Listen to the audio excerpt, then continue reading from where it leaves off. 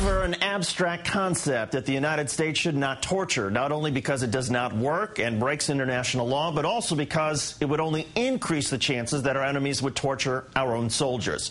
So in our third story in the countdown, we can only hope that the enemy is abiding by the Geneva Conventions as it holds the first serviceman captured in Afghanistan since the U.S. invasion in 2001. Video of the soldier, Private First Class Bo Bergdahl, was released on the internet by the Taliban, and the Pentagon confirmed it was him. In the video, the soldier is no doubt under duress. He is clearly prompted to speak on several occasions, even though it does not appear that everything he says has been scripted, like when he talks about his family. And I miss them every day that I'm gone.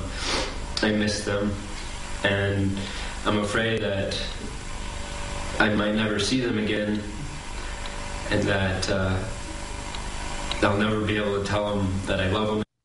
The video also shows a soldier eating, but the Taliban's exploitation of the soldier is clear, as noted by Defense Secretary Robert Gates today.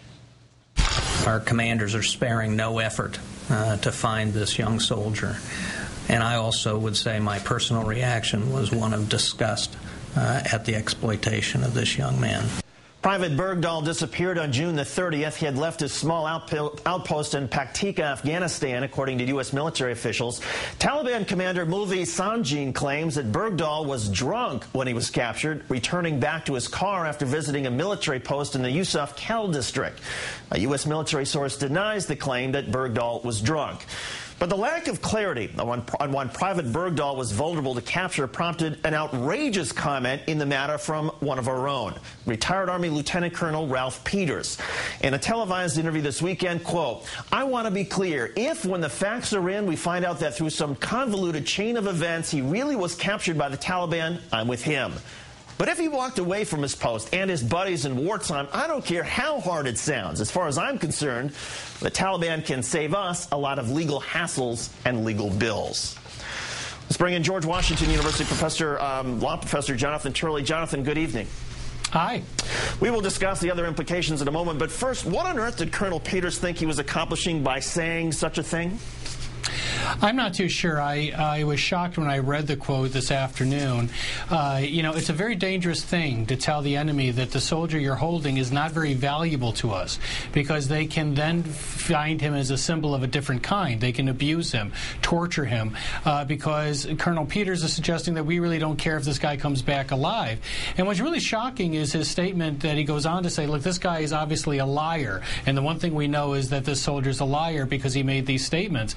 As you know, U.S. soldiers that have been captured have been forced to do confessions and videotapes, including people like John McCain.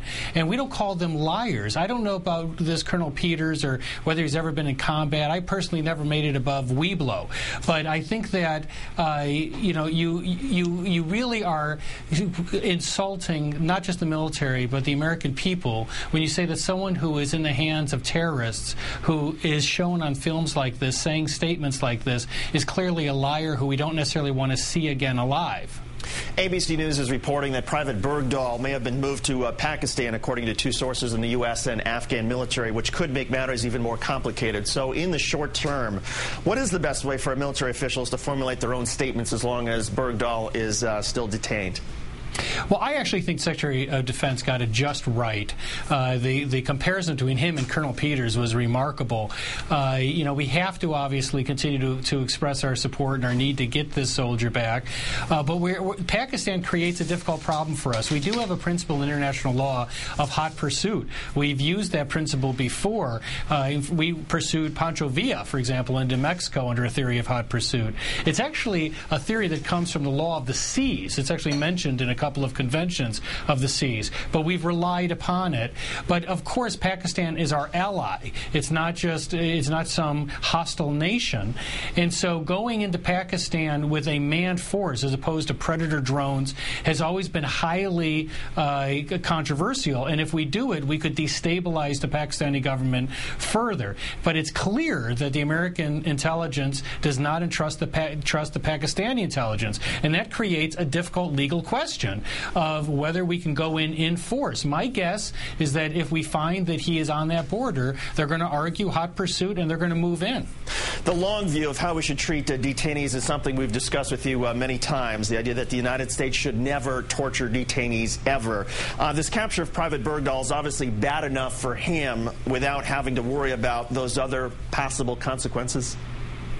Well, it is, and this really brings us to the dangers of abandoning our core moral beliefs. When we justified torture through waterboarding, we didn't just abandon those beliefs, we abandoned our own sailors and soldiers and Marines who may fall in the hands of another nation like Iran, or here, a non-government acting force like the Taliban. And, of course, we hope to God that the people holding him are going to understand that they fall under international law. They can be prosecuted for abuse. But these are people who are terrorists for the most part. They're not going to blanch at violating Geneva Convention. And so when they come and waterboard one of our soldiers, whether it's Iran or the Taliban, and argue that we're doing nothing that you did not do, we're simply interrogating, this is not torture, it's going to put us face to face with our own hypocrisy. And I think that for those people that were not moved by the immorality of our torture program, they must, I hope, understand the impracticality of that program and how it endangers people like this soldier and American citizens being held in Iran and North Korea and other nations. Jonathan Turley of George Washington University. Jonathan, thanks as always. We appreciate it. Thank you, David.